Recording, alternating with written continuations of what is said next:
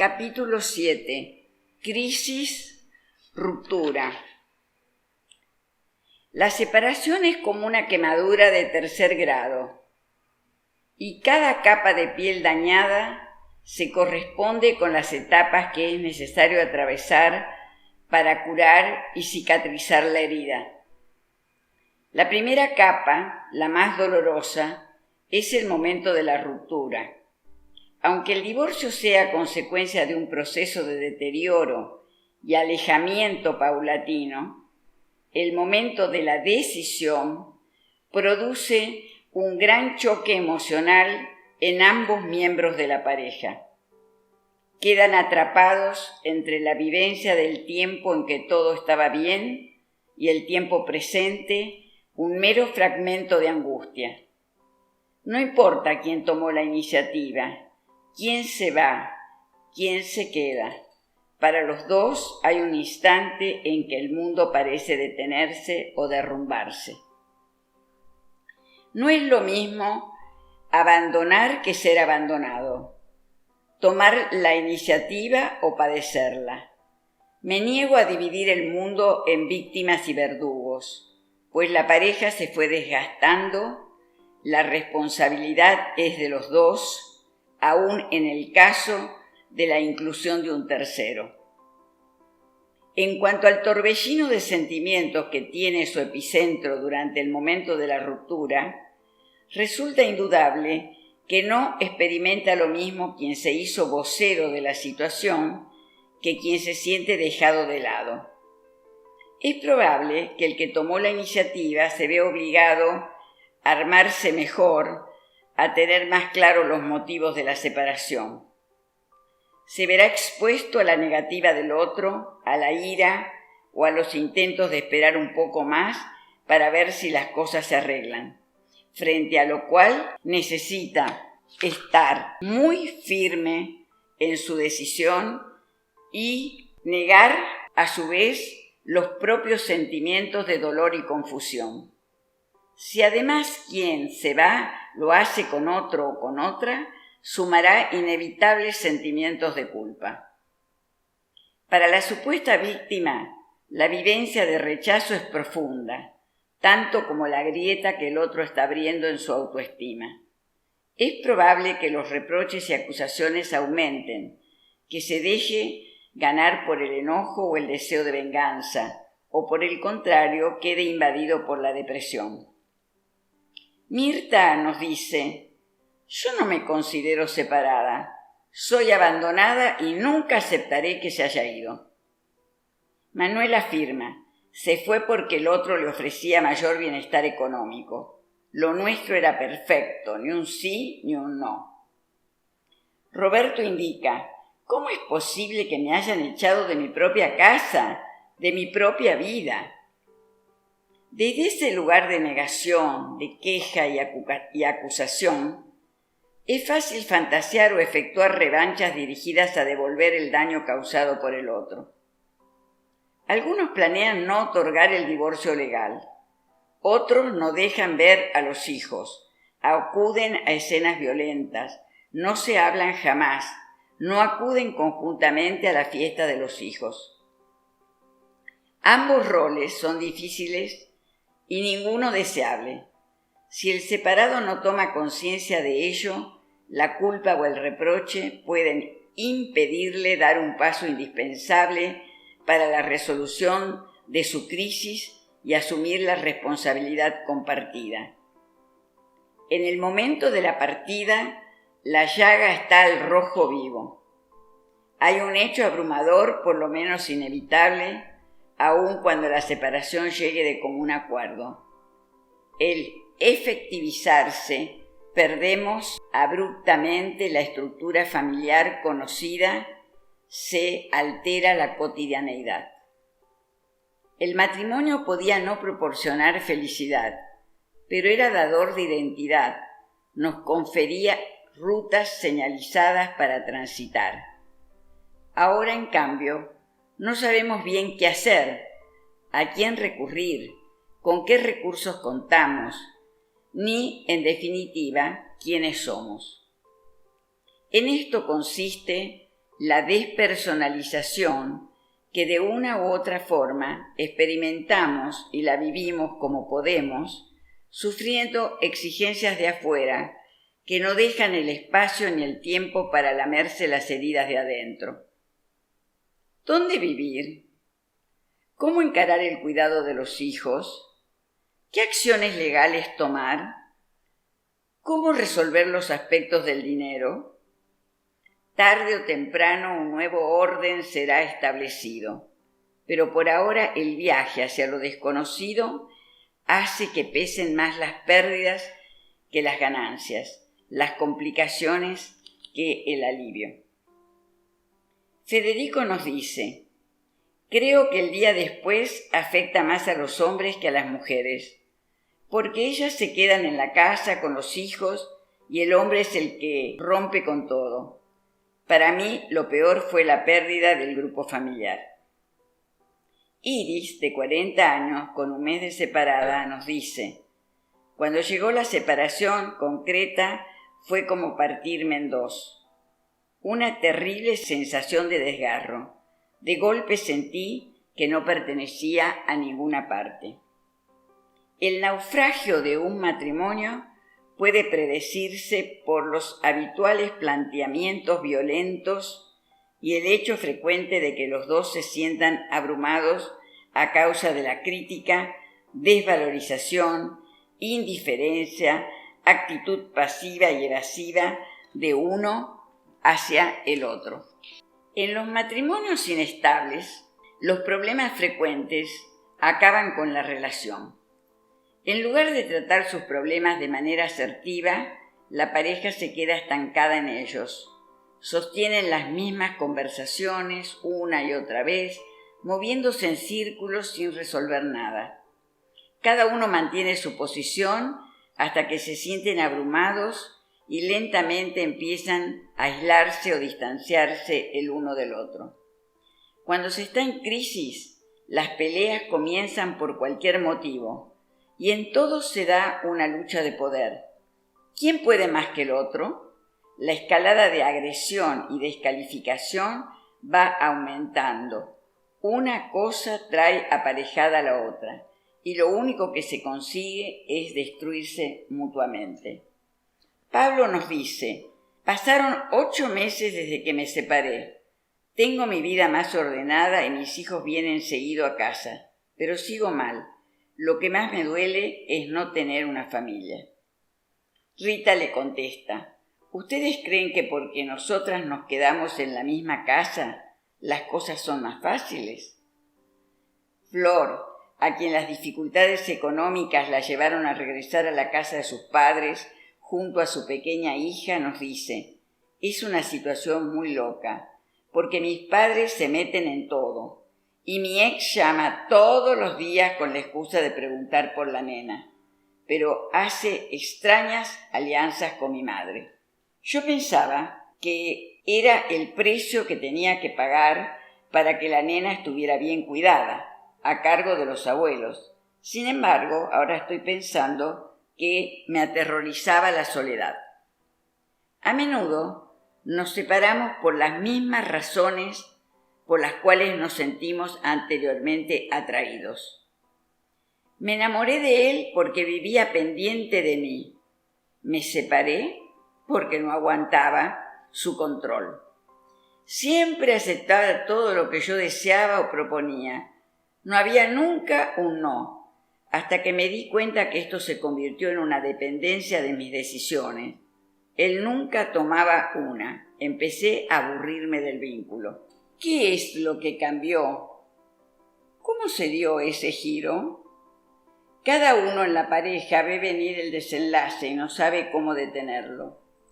Tratan de recordar, creen que fue en aquella fuerte discusión hace 3 meses, pero en realidad saben que comenzó mucho antes, cuando dejaron de besarse al despedirse, cuando dejaron de pasear juntos, cuando cada vez que llegaba a la casa se ponía a ver televisión sin dejar espacio para la comunicación. Pasaban meses sin sexualidad y cada uno se iba guardando lo que pensaba del otro. No se animaban a hablar de lo que sentían uno por el otro. Para Ana, Era importante poderle decir a Jorge: «Bésame, por favor. ¿No ves que sufro? ¿Podrías acariciarme?». Pero el marido seguía ausente, escondido en sus tareas de trabajo. Ambos sienten que pasa algo de lo cual no hablan. Se alejan en su silencio. Ni siquiera pueden preguntar al otro: «¿Qué pasa? ¿Nos pasa algo?». Buscan una respuesta por sí solos y comienzan a recordar frustraciones y heridas muy viejas. Por ejemplo, Ana trae a su memoria que cuando nació el primer hijo, él se abocó totalmente a su trabajo y ella dejó de existir. No le hablaba, no le invitaba a salir, solo se cambiaban algunas palabras, las imprescindibles.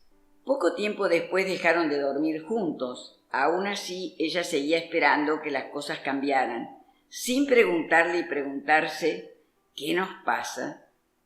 Las ilusiones del comienzo, contrapuestas a las desilusiones posteriores, hacen que muchos elijan el doloroso pero a menudo inevitable camino del divorcio. El que se queda en la misma casa que antes habitaban ambos, siente el espacio vacío y, si hay hijos, la urgencia de responder a todas sus preguntas. El que se fue debe adecuarse a su nueva vivencia y se debe adecuar a su nueva vida, y cada vez que regresa para recoger a los hijos, desde la calle con la puerta entreabierta, se ve acechado por el pasado y sus fantasmas. Entretanto, los amigos comienzan a opinar y a tomar partido. Los familiares suelen escandalizarse y en el trabajo los jefes protestan por el modo que el acomodamiento a la nueva situación influye en el ritmo laboral. Si nos quedamos solos con el dolor, no se podrá salir del divorcio emocional. Nos dominará la ira, el enojo y la sed de venganza. Es necesario llegar a la etapa del divorcio psíquico, que es cuando se acepta la mutua responsabilidad y se puede valorar lo bueno y lo malo de la relación, lo que nos aportó, lo que aprendimos, y entonces desde ahí superar la ruptura y posibilitar la negociación de asuntos pendientes que de cuando se estaba en pareja. En estos momentos es posible hacer el duelo de la separación. El dolor termina cuando podemos mirar el pasado con paz, reconocer que la experiencia fue importante en nuestra vida, que somos capaces de dejar libre al otro y sin rencor desearle lo mejor. Esto nos permitirá enfrentar el futuro sanamente, dejar de vivir en función del pasado y empezar a ser uno mismo. Elaborar el divorcio es un proceso y lleva su tiempo. Una vez que lo elaboramos, nos permite pasar de la etapa emocional a la aceptación de nuestras responsabilidades, a recuperar la confianza en nuestro accionar y salir de la posición de víctimas. Nos permite buscar la relación entre lo acontecido en la vida de pareja con aquellas situaciones anteriores al matrimonio aún no resueltas. Mientras la ira, el enojo y la sed de venganza predominen, seguiremos viviendo la etapa que llamamos divorcio emocional. Solo accederemos al divorcio psíquico cuando aceptemos la responsabilidad compartida, podamos concluir la negociación de asuntos pendientes y recuperemos nuestra autoestima. Entonces podremos considerar que hemos superado el duelo de la situación y llegado a la etapa del divorcio psíquico. Solo así enfrentaremos el futuro sanamente, dejaremos de vivir en función del otro y empezaremos a ser nosotros mismos. Si no recorremos este proceso de elaboración, tenemos un alto riesgo de repetir los errores del pasado con una nueva pareja. En la primera etapa de la separación, durante la situación de crisis, podíamos estar muy convencidos de nuestro enojo cuando en realidad estábamos escondiendo la ira y las ganas de llorar. Si reprimimos el enojo, la ira no expresada se volverá en contra de nosotros mismos. Nos sentiremos tristes o culpables y no sabremos por qué. Por este camino solo encontramos mayor confusión. Nos volvemos desconfiados, falsamente alegres o irritables. Todo nos pasa cuando nuestras defensas nos impiden tener clara conciencia de los sentimientos, reconocerlos y expresarlos. Nadie se separa en pleno idilio y entendimiento, sino al cabo de un desgastante período de peleas e incomunicación. En este marco, nuestra primera tendencia es culpar al otro, porque no nos entiende, porque nos dejó o porque con sus actitudes nos llevó a dejarlo, porque la vida a su lado era un infierno, porque es de tal o cual manera. Estamos entrampados en la decepción, que será más grande en la medida en que más idealizada hayamos tenido su figura anteriormente. Una y otra vez nos preguntamos, ¿cómo sucedió todo esto? ¿Qué es lo que cambió? ¿Cuándo? Y entonces asoman los desacuerdos. No soporto la televisión en la cama. Me molesta que dejes los platos sucios en la mesa. No quiero encender la calefacción. Tengo calor. Ya me fastidié de tus frivolidades. Te has vuelto floja y desordenada. ¿Te crees que el mundo gira solo alrededor tuyo? Recuerdan cómo se ensanchaban las brechas. No se decían lo que sentían o se lo decían peleando. Ellos saben que ya se habían ido hace mucho tiempo antes de que se anunciara la partida. Cuanto más tiempo se queda el separado en el divorcio emocional, signado por el enojo y la frustración, más demorará en atravesar el duelo que paradójicamente es lo único que le permitirá salir adelante. Recién cuando abandone sus defensas y pueda experimentar el dolor de la pérdida, podrá volver los ojos hacia sí mismo, hacer su divorcio psíquico y aprovechar el aprendizaje que conlleva toda crisis, incluso la de la separación matrimonial. La convivencia encubrió muchos de los problemas de identidad no resueltos durante mucho tiempo. El regreso a casa era un refugio seguro donde la mutua compañía provee seguridad y evita probarse individualmente frente a las nuevas situaciones.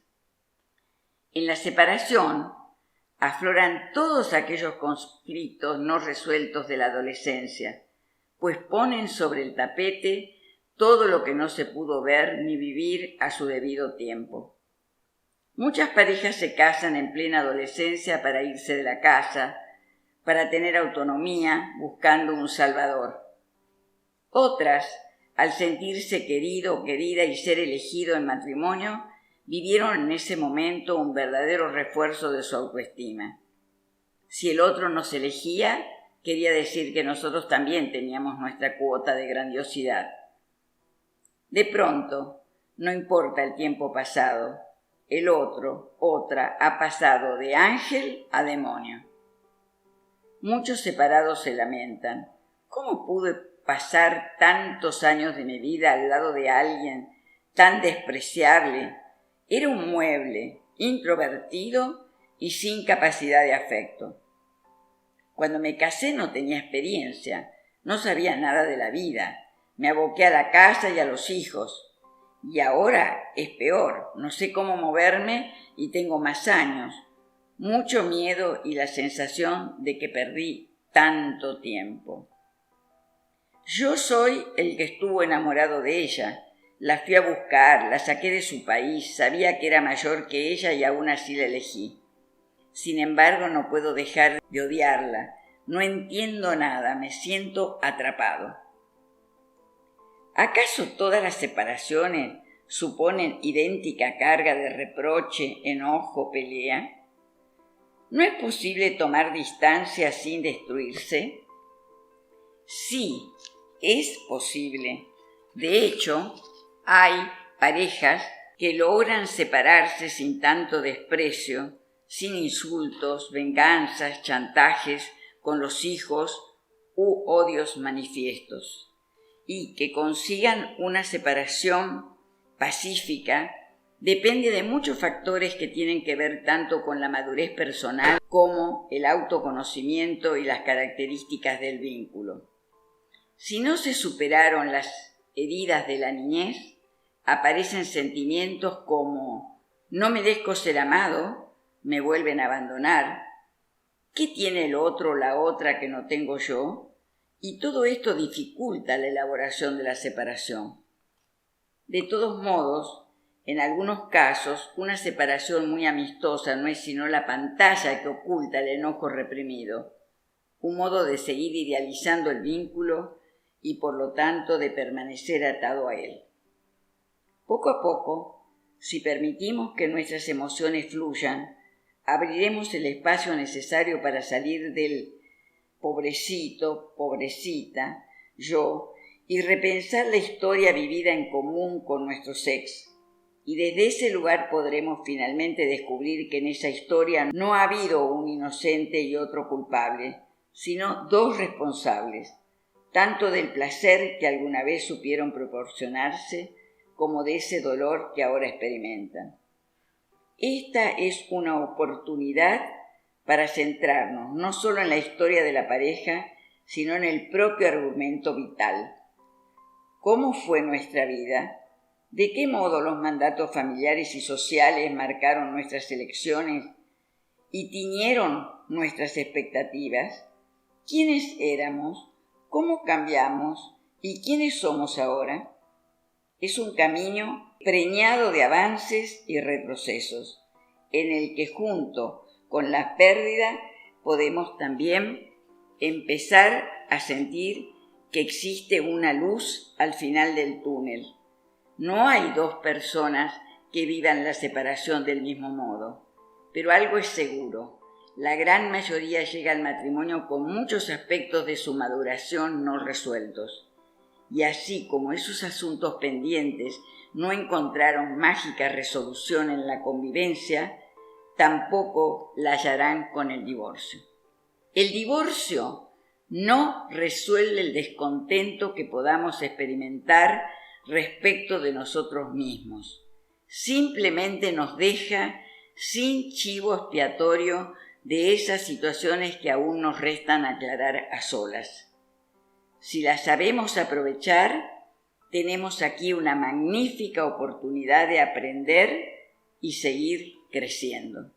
Los autores Grollman y Marjorie Sams afirman que el matrimonio está muerto y no hay cadáver sobre el cual llorar.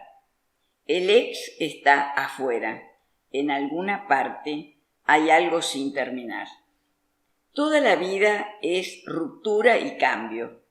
Constantemente despedimos algo del pasado y abrimos paso a lo nuevo. Es en estos momentos cuando se pone a prueba nuestra autoestima, al saber que vamos a poder superar esta situación y estamos preparados para afrontar los retos que ella supone.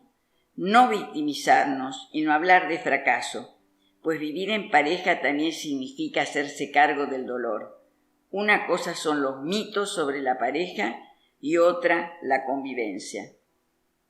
El actor Robin Williams nos dice: solía pensar que la peor cosa en la vida era terminar solo. No lo es. Lo peor de la vida es terminar con alguien que te hace sentir solo.